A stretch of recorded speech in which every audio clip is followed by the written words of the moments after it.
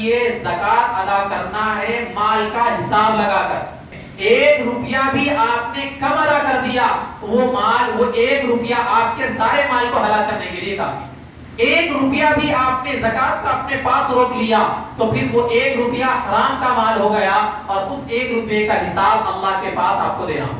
آج کے زمانے میں چند لوگ زکات ادا نہیں کرتے اور بہت سارے لوگ یہ سمجھتے ہیں کہ ایک اندازے کے طور پر موٹی موٹی رقم میرے پاس 10 لاکھ ہے اس کی زکات ادا کر دیں۔ ٹھیک ہے، اگر آپ کے پاس 10 لاکھ ہی تھے اس کی زکات آپ نے ادا کی برابر ہے، لیکن آپ کے پاس اگر 11 لاکھ تھے آپ اندازے کے طور پر 10 لاکھ ہی نکال دیے تو وہ جو 1 لاکھ کی زکات آپ نے نہیں نکالی ہے وہ 1 لاکھ کی زکات کا پیسہ ابھی آپ کے پاس موجود ہے، وہ حرام مال ہے آپ کے پاس، وہ مال آپ کے سارے مال میں بے برکتی لائے گا اور اس مال کا حساب اللہ کے پاس دینا ہوگا۔ جیسے وضو ہم پر فرض ہے، وضو میں کیا کیا چیزیں ہم پر فرض ہے ہمیں معلوم ہے، چہرہ دھونا ہے۔ اب چہرے میں اگر بال برابر بھی خشکی رہ گئی،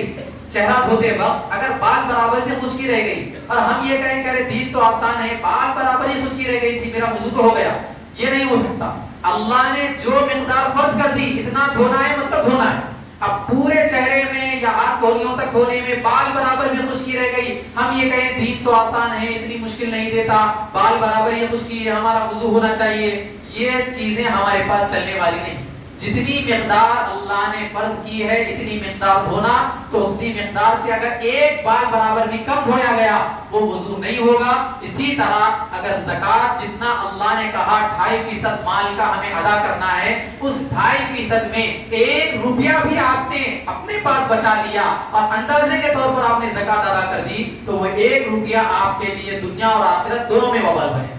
تو اسی لیے اپنے مال کا حساب لگائیں، مال کا حساب لگا کر زکات ادا کریں۔